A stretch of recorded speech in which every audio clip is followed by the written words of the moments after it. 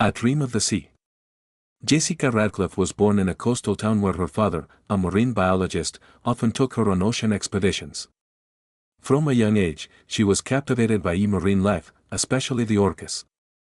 Her dream was to become an orca trainer and work with these majestic creatures. The path to her dream. After high school, Jessica enrolled in university to study marine biology and zoology. At the same time, she interned at various aquariums to gain hands-on experience working with marine animals. Beginning her career. At the age of 22, Jessica received an offer to work as a trainer at Ocean Haven, a renowned aquarium specializing in the training and conservation of cetaceans. She was thrilled to start working with orcas, the creatures she had long dreamed of. Meeting Macao. One of the orcas at Ocean Haven, named Macao, caught Jessica's attention. This young female was known for her playful nature and impressive learning abilities. Jessica felt a special bond with Macao and decided to focus her efforts on training her. Behavioral problems. Over time, Jessica began to notice that Macao was showing signs of stress and aggression. She refused to follow commands and exhibited unpredictable behavior. Jessica consulted her colleagues and experts to understand the reasons behind the animal's behavior and find ways to help her. Management's decision. The management of Ocean Haven decided that Jessica should take charge of all performances involving Macao. They believed her experience and connection with the orca would help improve the situation. Jessica agreed, despite growing concerns about Macao's state. Preparing for the show.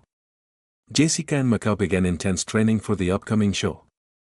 Jessica tried to accommodate Macao's behavior and tailor the training to minimize stress for the animal. The day of the show. The long-awaited show day arrived. Jessica was nervous but confident in their preparation.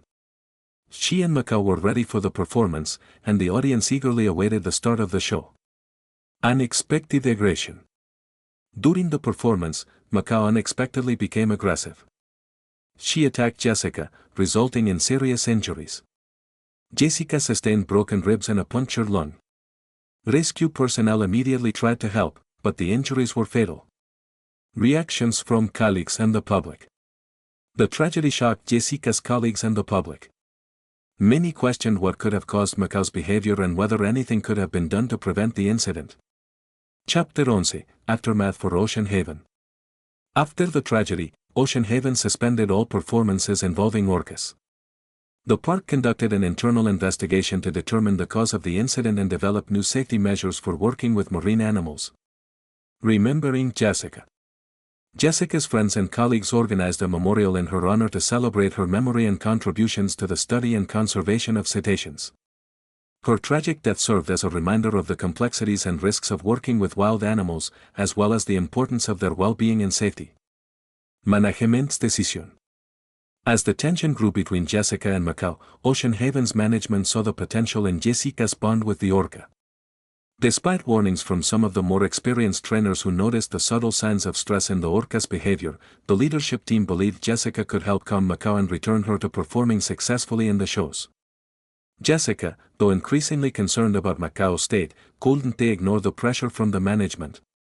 She felt a deep responsibility to prove herself and continue working with the animal she had formed such a strong connection with.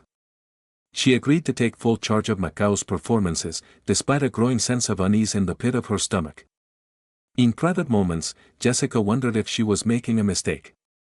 She had noticed the signs of aggression before, small, seemingly insignificant behaviors that could easily be brushed off, but now they were undeniable.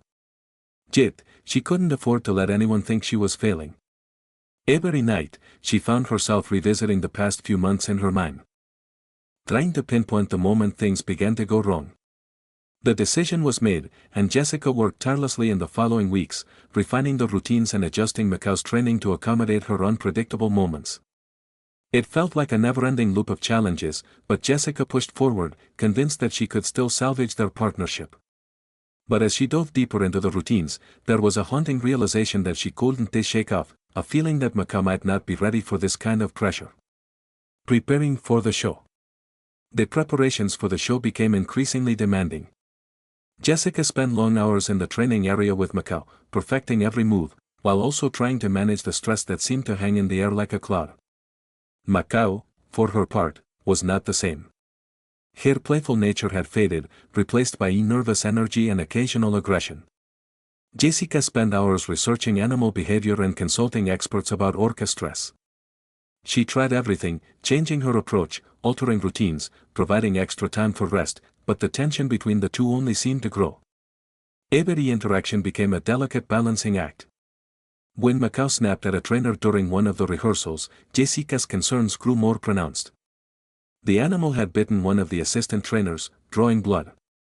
Despite this incident, the management was unwavering in their belief that Jessica could get Macau back on track. In one of their final training sessions before the show, Jessica tried to work with Macau on a new routine. Macau became agitated, thrashing in the water and emitting low, rumbling growls that signaled her distress. Jessica's heart pounded in her chest as she tried to maintain control.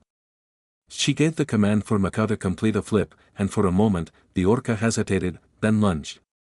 It was a split-second moment, but it felt like hours. In that brief moment, Jessica's hand grazed Macau's dorsal fin, and she knew something was wrong. The orca was no longer responding to her in the way she once did. The trainer pushed through the moment, trying to refocus Macau. But in the back of her mind, she feared the inevitable. The show was only a few days away, and the bond that once seemed so strong was beginning to unravel. The day of the show. The day of the show finally arrived, and despite her anxiety, Jessica put on a brave face. She wore her standard uniform, the one she had worn for every show, with her hair tied back into a tight ponytail. It had been a tradition, a symbol of professionalism and confidence. But that day, it felt like a mask, one that hid her growing fear. Jessica stood backstage, looking at Macau in the holding tank. The orca's enormous black and white body loomed in the water, her eyes meeting Jessica's with an unreadable expression. Jessica gave the animal a soft, reassuring smile. "We got this," she whispered to herself, but the words felt hollow. The audience filled the stands, buzzing with excitement. The spotlight was on Jessica and Macau. She was supposed to lead the performance, a show that had taken months of preparation. This was her moment, the culmination of years of hard work and dedication. But the air was thick with a sense of unease. Everyone could sense it. The tension was palpable. The show began, and Jessica felt herself slipping into the rhythm of the performance. But with every command she gave, Macau hesitated just a fraction too long. The crowd didn't notice, but Jessica did. She tried to focus, pushing through the unease. She wanted to believe that it was just pre-show jitters, but deep down, she feared that something was terribly wrong. And then, it happened. Unexpected aggression. In the middle of the performance, when Jessica signaled for Macau to leap through a ring of fire, everything changed. For a moment, the orca hesitated, and then, with terrifying force, Macau lunged toward Jessica. In a blur of movement, Macau's jaws closed around her, and the crowd gasped in horror. It was as if time had stopped. Jessica felt the excruciating pain of the orca's teeth sinking into her flesh, her body slamming into the water with a deafening crash. The pain was overwhelming, but what terrified her more was the realization that she couldn't control the situation. This was not a simple mistake, this was pure aggression. The audience screamed, some rushing toward the exits, others in shock, not fully understanding what was happening. Trainers rushed to the scene, trying to distract Macau and pull Jessica to safety. The orca, however, wasn't backing down.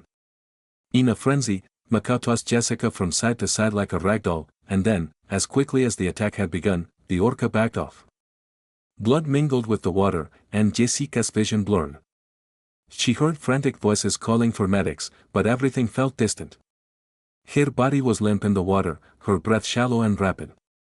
As the trainers pulled her out of the tank, she could feel the weight of the world pressing down on her.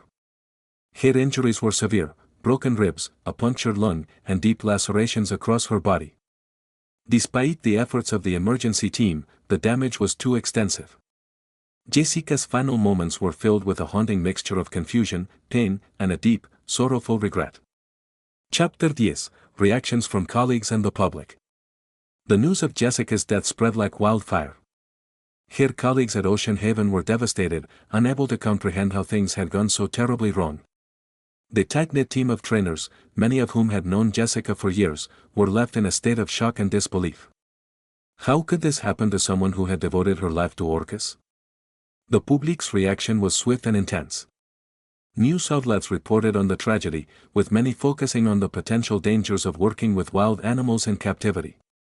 Animal rights activists rallied, demanding answers about the conditions in which the orcas were kept and whether their treatment had contributed to the attack. Many believed that Macau's behavior had been a result of stress or poor living conditions. Others questioned the ethics of performing with such dangerous animals at all. The debate raged on in the media, but for those who knew Jessica, the focus was on her life, her passion for marine life, and the heartbreak of losing someone so dedicated to animals. Aftermath for Ocean Haven. In the aftermath of the incident, Ocean Haven took immediate steps to address the tragedy. All performances involving orcas were suspended indefinitely. The park's management conducted an internal investigation, trying to determine the cause of the attack and what could have been done to prevent it. Some trainers called for a complete rethinking of how orcas were trained and whether their captivity was ethical at all. Despite the public outcry, Ocean Haven vowed to improve its practices. It introduced stricter safety protocols, increased animal welfare measures, and engaged in open dialogues with experts about the psychological health of marine mammals. However, the damage to the park's reputation had been done. Attendance dropped significantly, and many patrons were hesitant to return. Jessica's death had sparked a movement, not only to rethink how animals were treated in captivity but also to examine the risks involved in such dangerous work. The world was paying attention, and change was inevitable. Remembering Jessica. As the dust settled, Jessica's legacy continued to live on in the memories of those who knew her. Her friends, family, and colleagues organized a memorial service in her honor, celebrating her life and her contributions to marine biology and orca research. Trainers who had worked alongside her spoke of her dedication, her warmth, and her unwavering commitment to the well-being of the animals. Jessica's story became a symbol of the complex relationship between humans and wild animals. Her passion for orcas was undeniable, and she had spent her life trying to bridge the gap between human understanding and the mysterious creatures of the ocean. Despite the tragedy of her death, Jessica had achieved something remarkable. She had inspired others to think deeply about the ethics of animal captivity, and her memory would continue to drive conversations about how we treat the natural world. Her tragic end would not be forgotten. But rather, it would serve as a reminder of the risks inherent in working with wild animals and the need to prioritize both their welfare and the safety of those who care for them.